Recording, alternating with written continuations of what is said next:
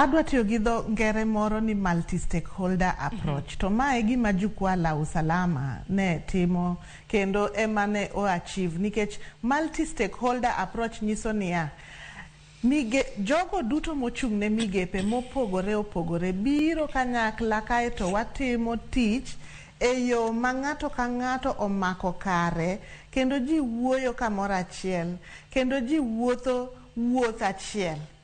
Koro ka oting'o ot, miyo, wuoro, nyithindo, ng'ato ka ng'ato ong'e ratiche, ng'ato ka ng'ato opuonj migape monego bed ni otimo mondo mi ji duto odag e yo makare. Kaeto wadhi oko mar ot kata mar dala, wadonje sikunde, wadonje churches, wadonje communities, wadonje kuonde mag tich, wadonje sirkal. Mondo mi kik wabed gi weak relation between wan wawegi kaka dhano ma obedo exposed to wechegi to gi sirkal.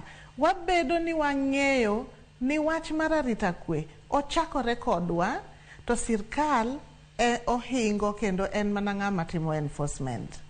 Kaeto wachak wadonje system mar judiciary system kata mana the legal system. Kanyo bende watemo ni mondo ng'ikruok manitiere mamiyo cases moter kuondego chako lala nono. Watemo ni jogo mochung' ne migepego bende biro kachiel to ji biro to ji wuoyo kendo ikelo agoyo mos thuolo marwe marumo mogik ero kamano. Wach ni mogik ka watieko. Anyalo wacho niya arita mari mar kwe chakore kodi.